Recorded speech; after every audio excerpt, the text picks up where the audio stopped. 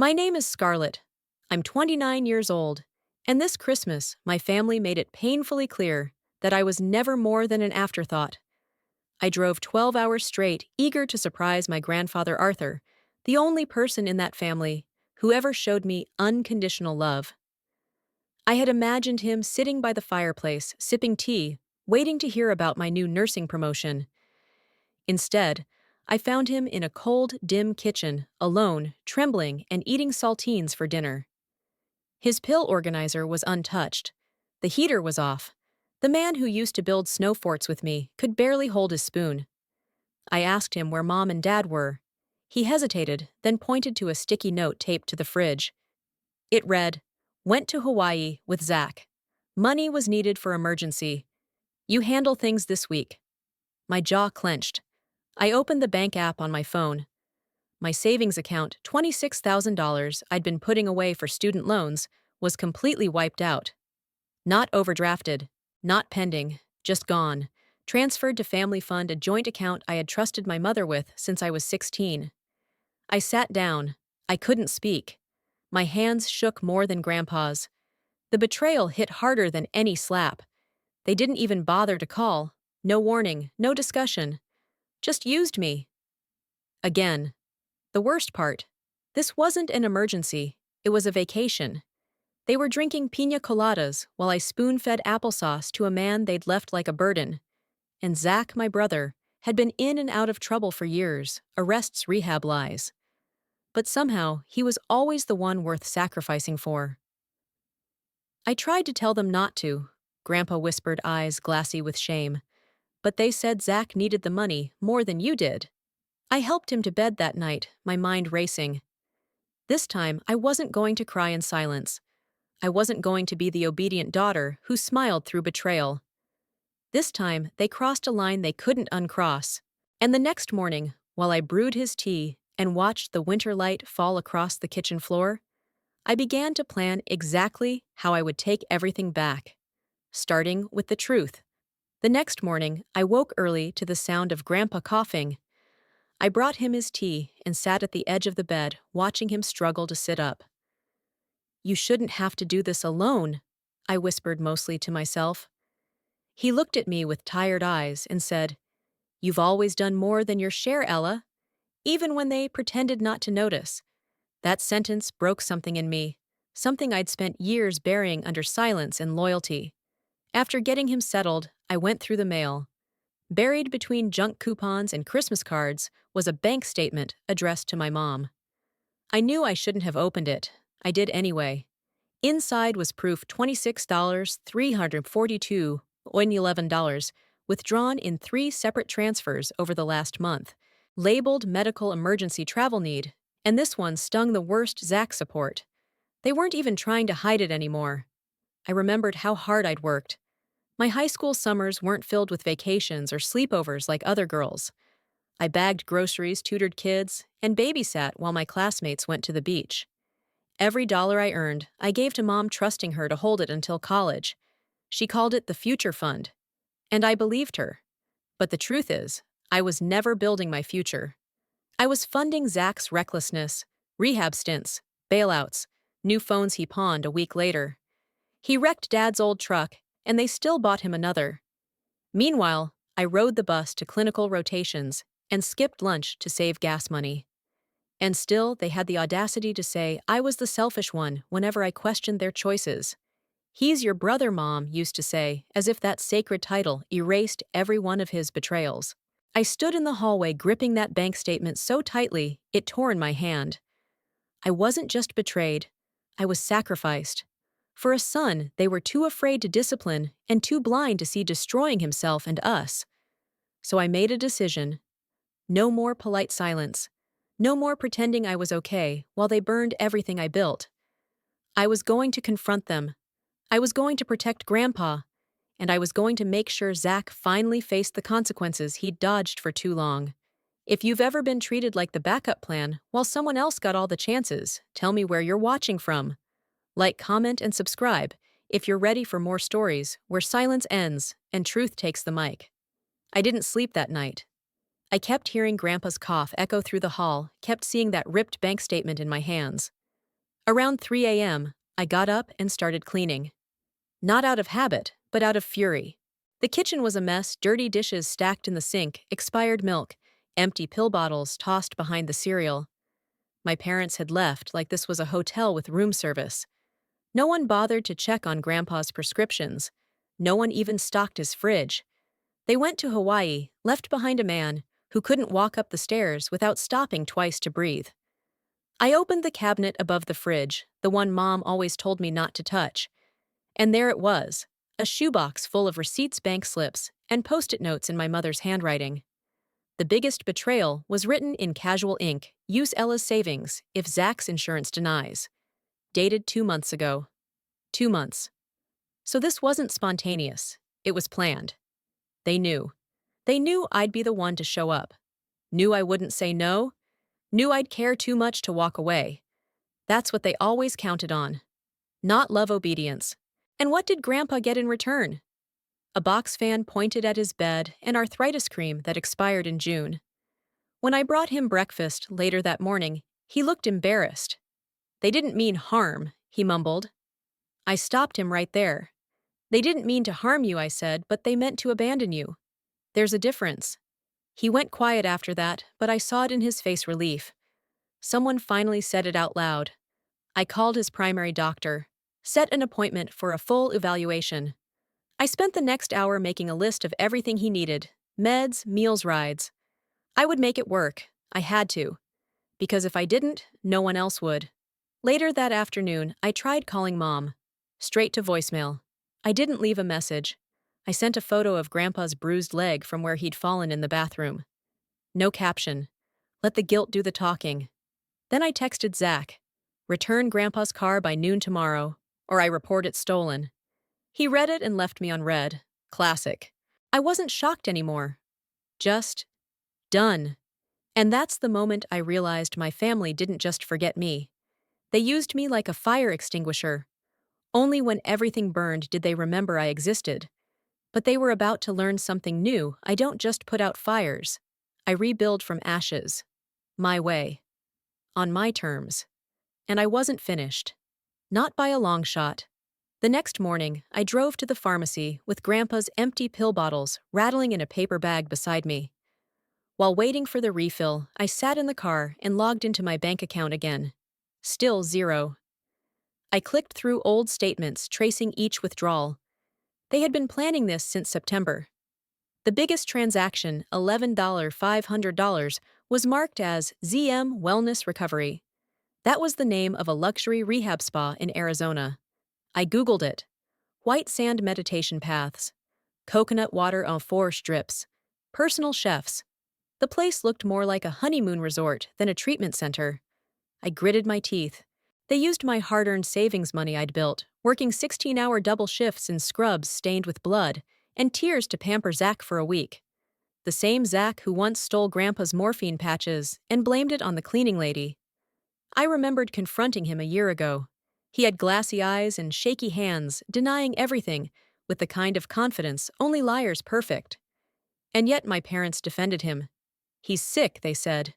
You don't understand addiction. But I do. I understand what it looks like when sickness becomes a shield for manipulation. Back at Grandpa's house, I found another surprise. His old Buick, the one Zach had taken without asking, was in the driveway. The bumper was dented. The gas tank was empty. The inside smelled like weed and sweat. On the passenger seat was a fast food wrapper and an envelope addressed to Mom. I opened it.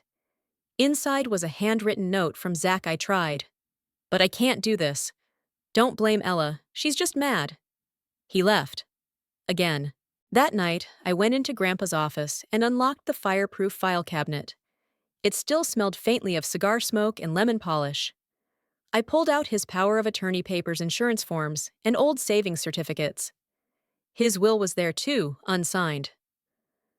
I sat at the desk and flipped through every page, making copies. I wasn't just going to care for him. I was going to protect him. Legally. Permanently. The next step was clear. I needed a lawyer. Someone who could help me restructure Grandpa's accounts, secure his assets, and remove my parents from every legal tie. They'd used my trust like a debit card. Now I was done being the ATM. And something deeper clicked in me that night, not just rage or hurt, but resolve. I was no longer the forgotten daughter cleaning up everyone's mess. I was the one drawing the line, the one saying enough. And soon the whole family would see just how loud silence can get when it finally breaks. The next morning, I made an appointment with a local elder law attorney and brought every document. I had copies of Grandpa's willpower of attorney forms, bank statements, and even the note Zach left behind. The receptionist barely looked up as she handed me a clipboard. But the moment I sat across from Ms. Levin, a sharp-eyed woman in her 60s, I felt something I hadn't in days control. She reviewed the paperwork with precision, nodding slowly as I explained what had happened. "They exploited both you and your grandfather," she said, setting down her pen. "And you have enough to start building a case. Financial elder abuse is a felony in this state." The word felony hit me like a thunderclap. Not mistake, not misunderstanding. Felony. We drafted the legal forms to transfer Grandpa's financial control directly to me. Ms. Levin would file to restrict access to his remaining retirement funds, notify his insurance, and begin the process to remove my parents from all financial and medical decision-making authority. For the first time, I wasn't just reacting, I was moving first. Back home, I broke the news to Grandpa gently. "You'll still make your own choices," I assured him. "But from now on, no one gets to touch your money, not even me, not without your permission." He nodded slowly, tears in his eyes. "I trust you more than I've trusted anyone in years," he said. Later that night, as I was packing up receipts, I got a text. It was from my mom. "Why are you making this so dramatic? We were just trying to help Zach. You've always been so ungrateful." Ungrateful. That word snapped something in me. Ungrateful for what? For cleaning up their messes, for sacrificing my future, for being the only person left standing when they all chose to run. I didn't reply. Instead, I drafted an email. I attached copies of the legal filings, a list of everything they took, and a warning: you no longer have access to Grandpa's finances. Any further contact must go through my attorney. Consider this your final courtesy. I hit send. And I sat there, in the quiet, trembling, not with fear, but with power. For once they would feel the distance I'd always felt growing up. For once, I was the one in control. And the next time they came knocking, it wouldn't be at my door. It would be in court. They wanted to make me the villain for finally saying no. Let them. Because now I was done playing the victim. Now I was ready to fight. And I was just getting started. 2 days later, while waiting for Grandpa's physical therapy session to finish, I got a call from the hospital. "We have a patient named Zach Mitchell. Listed you as emergency contact." My blood ran cold. I drove there without thinking, my stomach in knots. Zach was in the ICU. Overdose. Again. This time, they'd found him unconscious in a motel 3 towns over. He'd used Grandpa's medication again and mixed it with something street-bought. The doctor said he was lucky to be alive. I stood outside the glass, staring at the tubes and monitors, keeping him breathing. Anger swirled inside me, clashing with pity and fatigue. How many times had we cleaned up after him? How many second chances did he get while I was told to be the bigger person? That's when our parents arrived. My mother's face was blotchy mascara, streaked down her cheeks like war paint. "You did this!" she hissed, pointing at me. "He needed help, and you made him feel abandoned." I laughed. A hollow, humorless sound. "He wasn't abandoned. He was enabled. And you were the ones who did it." My father stepped in calmer, but colder. "Ella, we're family. You didn't have to freeze us out like this." I pulled out the hospital's social worker's card and waved it. Family doesn't rob their daughter. Family doesn't leave a sick man to rot so they can drink cocktails in Maui. "You think this makes you better?" Mom snapped. "You think being in charge makes you right?" "No," I said. "But it makes me responsible. And apparently, I'm the only one who's ever been."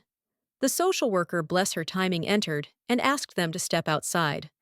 "We're placing Zach under mandatory psychiatric hold for 72 hours, she said. "And given the financial abuse allegations tied to the patient and elder dependent." Ella will be consulted for next of kin decisions. My mother's mouth dropped open. You gave her control, no, the woman replied. She earned it. Outside Zach's room, Grandpa sat quietly in a wheelchair listening. When my parents walked past him in shameful silence, he reached for my hand and said, I knew you'd be the one to clean this up, but I never wanted you to have to. That moment stayed with me. Not because it hurt, but because it healed something. I wasn't done. Not even close. I had one more move to make, and this time everyone would witness it. Not through rage, not through violence, but through undeniable truth and public accountability. Because now the lies weren't whispered anymore. They were documented, filed, and about to be heard. 1 week later, I organized a family gathering at Grandpa's house. But this wasn't a warm holiday meal or some nostalgic reunion. This was the reckoning.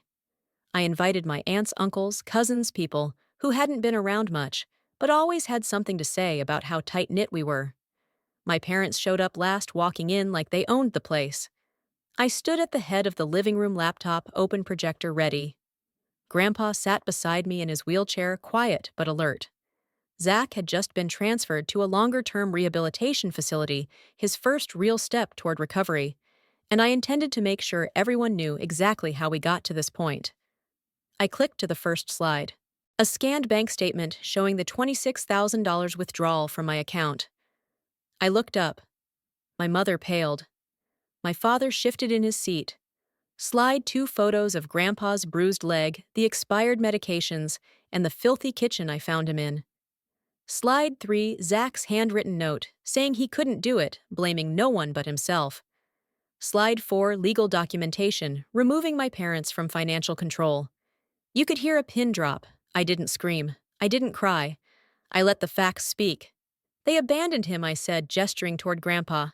They stole from me, lied to every one of you. And when I stopped being silent, they called me the problem.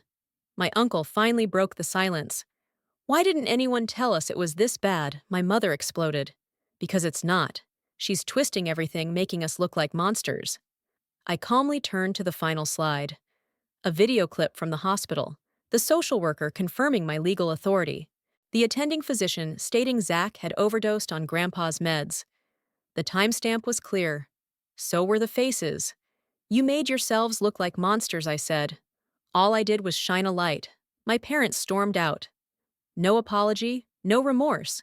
Just fury that their control had slipped. But I didn't chase after them. I didn't need to. People began coming up to me. Cousins I hadn't spoken to in years hugged me. My aunt offered help with Grandpa's care. For the first time, the truth had room to breathe. And it changed everything. They had weaponized silence for years. Now I was turning it into testimony. Not out of revenge, but out of justice.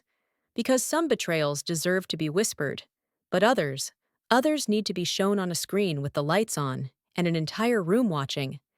After the family gathering, the house was quieter, but the air felt lighter. Grandpa rested easier, no longer afraid of being forgotten. And I finally started to breathe again.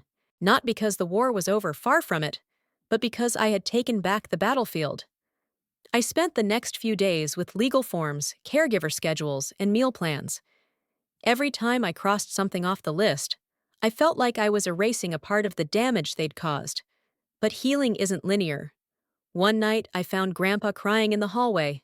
I don't know how it got this far, he said softly. They weren't always like this. I hugged him, resting my chin on his frail shoulder. Maybe they were, I whispered. Maybe we just wanted to believe they weren't. Zach called me from rehab 2 days later. His voice was rough, but clearer than I'd heard it in years. I know you don't owe me anything, he said, but thanks for not letting me die. I didn't respond right away. I wasn't ready to trust again. But I told him the truth. You get one shot. Not for me. For yourself. He said he understood. That night, I made a decision, not just about them, but about me. I didn't want to live forever on the defensive, always bracing for the next betrayal. I wanted a life built on boundaries, not fear. A life that didn't revolve around fixing everyone else while breaking myself. So I closed the shared account I once opened with my mom. I blocked both parents from contacting me directly. Any communication had to go through my attorney. I hired a part-time nurse to help with Grandpa's care and took a few weeks off work to breathe, to think, to exist outside of survival mode. And then I did something bold. I donated $1,000 of my remaining savings to a local shelter for abused elders. In the donation note, I wrote, "For every quiet granddaughter who refuses to stay quiet anymore." People say revenge is about pain, but this didn't feel like revenge. It felt like release, like finally cutting the rope I'd been dragging since childhood. I didn't scream. I didn't burn bridges. I simply turned around and walked across one they thought I'd never build. Because real power doesn't come from punishing them. It comes from protecting yourself. And in that, I had already won. But I still wasn't done, not entirely. There was one final chapter left to write, one they'd never expect. And it would begin not with anger, but with peace. 1 month later, I walked into the courthouse with Grandpa's arm gently looped through mine. His suit hung loose on his frame, but he stood tall beside me, more alert, more present than he'd been in years. We weren't there to press criminal charges. That battle would come later, through formal complaints and ongoing investigations. Today, we were there to finalize something simple but powerful: legal guardianship, full financial control, and a public record clearing Grandpa of any incompetency the family might try to claim. I'd expected a few forms and some waiting. I hadn't expected my parents to show up. But there they were, sitting across the aisle in polished coats, and icy silence glaring like they'd been robbed, when in reality they were finally being seen. The judge was a no-nonsense woman in her 50s, with sharp eyes and a sharper tone. After reviewing the evidence, medical records, bank statements, video clips, she looked straight at my parents and said, "This court finds that the prior caretakers acted negligently and without consideration for the dependent's well-being." She turned to me. "Miss Mitchell, you're granted full durable power of attorney, financial control, and custodial authority effective immediately." My mother gasped like someone had slapped her. My father leaned forward and hissed, "You think this makes you better than us?" I stood up, helping Grandpa from his chair. "No," I said, calm but firm. "It just means I did what you wouldn't." The judge dismissed the hearing. Reporters weren't present. This wasn't that kind of trial. But word traveled fast in our town. Within days, people who used to smile politely at my parents began to look the other way. Donations dried up for their social club. Even Zach's old friends started to distance themselves, finally understanding the truth that had been whispered behind closed doors for years. And me, I didn't gloat. I didn't throw their names through the mud. I just kept walking forward. I moved Grandpa into a quiet, assisted living home with a garden and soft music playing in the halls. I visited him every other day, and he laughed more, now full, deep chuckles I hadn't heard since childhood. Zach was still in rehab. I didn't know how that would end, but I hoped he'd fight for himself the way I'd fought for all of us. I went back to work at the hospital, but on my terms. No more extra shifts out of guilt. No more pouring from an empty cup. I told my boss the truth, and to my surprise, she hugged me. "More people need to hear stories like yours," she said. So I started sharing. Quietly at first. Anonymously online. Then through a community group. Then a video. And then more. Women began reaching out, daughters, sisters, even mothers, telling me they too had been the strong one, the responsible one, the one always cleaning up the mess. Each message made me realize something bigger. This wasn't just my story. It was a betrayal story, yes, but also a survival story, a reclamation, a reminder that no matter how long you've been ignored or used or silenced, you are allowed to take your power back. Because sometimes justice doesn't look like revenge. It looks like healing. And sometimes the best ending isn't a final line. It's a door left open. One that leads to a life you finally chose for yourself. If you've ever been betrayed by the people who should have protected you, comment below. Tell me your story. Subscribe to join others who refuse to stay silent. Let's keep the light on for the next one, still walking through the dark.